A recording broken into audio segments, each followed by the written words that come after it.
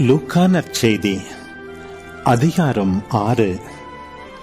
ஓர் ஓய்வு நாளில் இயேசு வயல் வழியே செல்ல நேர்ந்தது. அவருடைய சீடர் கதிர்களை கொய்து கைகளினால் கசக்கி தின்றனர்.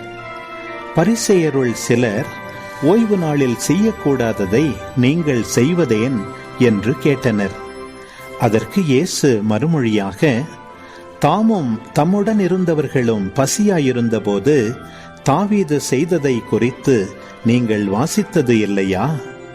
அவர் இறை இல்லத்திற்குள் சென்று குருக்கள் மட்டுமே அன்றி வேறு எவரும் உண்ணக்கூடாத அர்ப்பண அப்பங்களை எடுத்து தாம் உண்டதும் அன்றி தம்மோடு இருந்தவர்களுக்கும் கொடுத்தார் அல்லவா என்று கூறினார். மேலும் அவர்களிடம், ஓய்வு நாளும் மானிட மகனுக்கு கட்டுப்பட்டதே என்றார். மற்றொரு ஓய்வு நாளில் இயேசு தொழுகை கூடத்திற்குள் சென்று கற்பித்தார். அங்கே வலக்கை சூம்பியவர் ஒருவர் இருந்தார். மறைநூல் அறிஞரும் பரிசேயரும் இயேசுவிடம் குற்றம் காணும் நோக்குடன் ஓய்வு நாளில் அவர் அவரை குணப்படுத்துவாரா என்று கூர்ந்து கவனித்துக் கொண்டே இருந்தனர். இயேசு அவர்களுடைய எண்ணங்களை அறிந்து கை சோம்பியவரை நோக்கி, எழுந்து நடுவே நில்லும் என்றார். அவர் எழுந்து நின்றார். இயேசு அவர்களை நோக்கி, உங்களிடம் ஒன்று கேட்கிறேன். ஓய்வு நாளில் நன்மை செய்வதா தீமை செய்வதா, உயிரை காப்பதா அழிப்பதா, எது முறை என்று கேட்டார். பிறகு அவர் சுற்றிலும் திரும்பி அவர்கள் யாவரையும் பார்த்துவிட்டு, உமது கையை நீட்டும் என்று அவரிடம் கூறினார். அவரும் அப்படியே செய்தார். அவருடைய கை நலமடைந்தது. அவர்களோ கோபவெறி கொண்டு இயேசுவை என்ன செய்யலாம் என்று ஒருவரோடு ஒருவர் கலந்து பேசினர். அந்நாள்களில் அவர் வேண்டுவதற்காக ஒரு மலைக்கு போனார். அங்கு கடவுளிடம் வேண்டுதல் செய்வதில் இரவெல்லாம் செலவிட்டார். விடிந்ததும் அவர் தம் சீடர்களை தம்மிடம் கூப்பிட்டு அவர்களுள் 12 தேர்ந்தெடுத்து அவர்களுக்கு திருத்தூதர் என்று பெயரிட்டார்.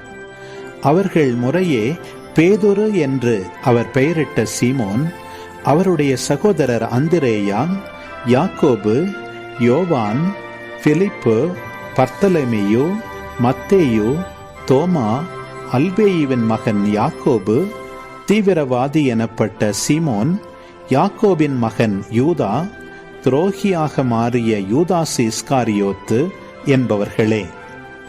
இயேசு அவர்களுடன் இறங்கி வந்து சமவெளியான ஓரிடத்தில் நின்றார். பெருந்திரளான அவருடைய சீடர்களும் யூதேயா முழுவதிலிருந்தும் எருசலேமிலிருந்தும் தீர் சீதோன் கடற்கரை பகுதிகளிலிருந்தும் வந்த பெருந்திரளான மக்களும் அங்கே இருந்தார்கள்.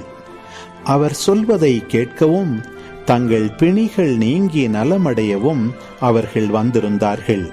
தீய ஆவிகளால் தொல்லைக்கு உள்ளானவர்கள் குணமானார்கள். அவரிடமிருந்து வல்லமை வெளிப்பட்டு அனைவர் பிணியையும் போக்கியதால் அங்கு திரண்டிருந்த மக்கள் யாவரும் அவரை தொட முயன்றனர். இயேசு சீடர் மீது தம் பார்வையை பதித்து கூறியவை, ஏழைகளே, நீங்கள் பேறு பெற்றோர், ஏனெனில் இறை ஆட்சி உங்களுக்கு உரியதே. இப்பொழுது பட்டினியாயிருப்போரே, நீங்கள் பேறு பெற்றோர், ஏனெனில் நீங்கள் நிறைவு பெறுவீர்கள். இப்பொழுது அழுது கொண்டிருப்போரே, நீங்கள் பேறு பெற்றோர், ஏனெனில் நீங்கள் சிரித்து மகிழ்வீர்கள். மானிட மகன் பொருட்டு மக்கள் உங்களை வெறுத்து ஒதுக்கி வைத்து நீங்கள் பொல்லாதவர் என்று இகழ்ந்து தள்ளிவிடும் போது நீங்கள் பேறு பெற்றோர். அந்நாளில் துள்ளி மகிழ்ந்து கொண்டாடுங்கள், ஏனெனில் விண்ணுலகில் உங்களுக்கு கிடைக்கும் கைமாறு மிகுதியாகும்.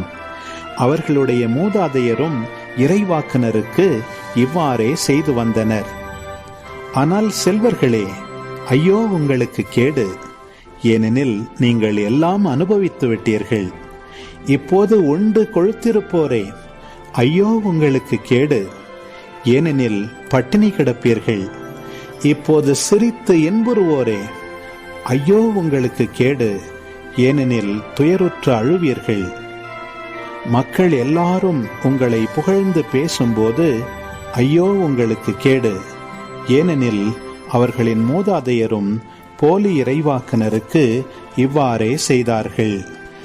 நான் சொல்வதை கேட்டுக்கொண்டிருக்கும் உங்களுக்கு கூறுகிறேன், உங்கள் பகைவரிடம் அன்பு கூறுங்கள், உங்களை வெறுப்போருக்கு நன்மை செய்யுங்கள், உங்களை சபிப்போருக்கு ஆசி கூறுங்கள், உங்களை இகழ்ந்து பேசுவோருக்காக இறைவனிடம் வேண்டுங்கள். உங்களை ஒரு கன்னத்தில் அறைபவருக்கு மறு கன்னத்தையும் திருப்பி காட்டுங்கள். உங்கள் மேலுடையை எடுத்துக்கொள்பவர் உங்கள் அங்கியையும் எடுத்துக்கொள்ள பார்த்தால் அவரை தடுக்காதீர்கள். உங்களிடம் கேட்கும் எவருக்கும் கொடுங்கள். உங்களுடைய பொருள்களை எடுத்துக்கொள்வோரிடமிருந்து அவற்றை திருப்பி கேட்காதீர்கள். பிறர் உங்களுக்கு என்ன செய்ய வேண்டும் என்று விரும்புகிறீர்களோ அதையே நீங்களும் அவர்களுக்கு செய்யுங்கள். உங்களிடம் அன்பு செலுத்துவோரிடமே நீங்கள் அன்பு செலுத்தினால் உங்களுக்கு வரும் நன்மை என்ன? பாவிகளும் தங்களிடம் அன்பு செலுத்துவோரிடம் அன்பு செலுத்துகிறார்களே. உங்களுக்கு நன்மை செய்பவர்களுக்கே நீங்கள் நன்மை செய்தால் உங்களுக்கு வரும் நன்மை என்ன? பாவிகளும் அவ்வாறு செய்கிறார்களே. திரும்ப பெற்றுக்கொள்ளலாம் என எதிர்பார்த்து நீங்கள் கடன் கொடுத்தால் உங்களுக்கு வரும் நன்மை என்ன? ஏனெனில் முழுவதையும் திரும்ப பெற்றுக்கொள்ளலாம் என்னும் நோக்குடன் பாவிகளும் பாவிகளுக்கு கடன் கொடுக்கிறார்களே. நீங்கள் உங்கள் பகைவரிடமும் அன்பு செலுத்துங்கள், அவர்களுக்கு நன்மை செய்யுங்கள், திரும்ப கிடைக்கும் என எதிர்பார்க்காமல் கடன் கொடுங்கள். அப்போது உங்கள் கைமாறு மிகுதியாயிருக்கும், நீங்கள் உன்னத கடவுளின் மக்களாயிருப்பீர்கள். ஏனெனில் அவர் நன்றி கெட்டோருக்கும் பொல்லாதோருக்கும் நன்மை செய்கிறார். உங்கள் தந்தை இரக்கமுள்ளவராயிருப்பது போல நீங்களும் இரக்கமுள்ளவர்களாயிருங்கள். பிறர் குற்றவாளிகள் என தீர்ப்பளிக்காதீர்கள், அப்போதுதான் நீங்களும் தீர்ப்புக்குள்ளாக மாட்டீர்கள். மற்றவர்களை கண்டனம் செய்யாதீர்கள், அப்போதுதான் நீங்களும் கண்டனத்துக்கு ஆளாக மாட்டீர்கள். மன்னியுங்கள், மன்னிப்பு பெறுவீர்கள். கொடுங்கள், உங்களுக்கு கொடுக்கப்படும். அமுக்கி குலுக்கி சரிந்து விழும்படி நன்றாய் அளந்து உங்கள் மடியில் போடுவார்கள். நீங்கள் எந்த அளவையால் அளக்கிறீர்களோ அதே அளவையால் உங்களுக்கும் அளக்கப்படும். மேலும் இயேசு அவர்களுக்கு ஓமையாக கூறியது, பார்வையற்ற ஒருவர் பார்வையற்ற வேறொருவருக்கு வழிகாட்ட இயலுமா? இருவரும் குழியில் விழுவர் அல்லவா? சீடர் குருவை விட மேலானவர் அல்ல, ஆனால் தேர்ச்சி பெற்ற எவரும் தம் குருவை போல் இருப்பர்.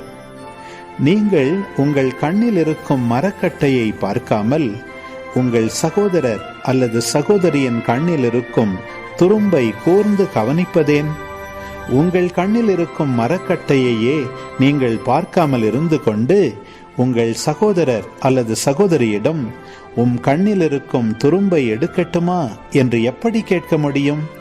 வெளிவேடக்காரரே, முதலில் உங்கள் கண்ணில் இருக்கும் மரக்கட்டையை எடுத்து எறியுங்கள். அதன் பின் உங்கள் சகோதரர் அல்லது சகோதரியின் கண்ணில் இருக்கும் துரும்பை எடுக்க உங்களுக்கு தெளிவாய் கண் தெரியும். கெட்ட கனி தரும் நல்ல மரமும் இல்லை, நல்ல கனி தரும் கெட்ட மரமும் இல்லை. ஒவ்வொரு மரமும் அதன் கனியாலே அறியப்படும். ஏனென்றால் முட்செடிகளில் அத்திப்பழங்களை பறிப்பாரும் இல்லை, முட்புதர்களில் திராட்சை கொலைகளை அறுத்து சேர்ப்பாரும் இல்லை. நல்லவர் தம் உள்ளமாகிய நல்ல கருவூலத்திலிருந்து நல்லவற்றை எடுத்து கொடுப்பர். தீயவரோ தீயதினின்று தீயவற்றை எடுத்து கொடுப்பர். உள்ளத்தின் நிறைவையே வாய் பேசும். நான் சொல்பவற்றை செய்யாது என்னை ஆண்டவரே ஆண்டவரே என ஏன் கூப்பிடுகிறீர்கள்? என்னிடம் வந்து என் வார்த்தைகளை கேட்டு அவற்றின்படி செயல்படும் எவரும் யாருக்கு ஒப்பாவார் என உங்களுக்கு எடுத்து காட்டுகிறேன். அவர் ஆழமாய் தோண்டி பாறையின் மீது அடித்தளம் அமைத்து வீடு கட்டிய ஒருவருக்கு ஒப்பாவார். வெள்ளம் ஆறாக பெருக்கெடுத்து அந்த வீட்டின் மேல் மோதியும் அதை அசைக்க முடியவில்லை. ஏனென்றால் அது நன்றாக கட்டப்பட்டிருந்தது. நான் சொல்வதை கேட்டும் அதன்படி செயல்படாதவரோ அடித்தளம் இல்லாமல் மண் மீது வீடு கட்டியவருக்கு ஒப்பாவார். 6 பெருக்கெடுத்து அதன் மேல் மோதியவுடனே அது விழுந்தது. அவ்வீட்டுக்கு பேரழிவு ஏற்பட்டது.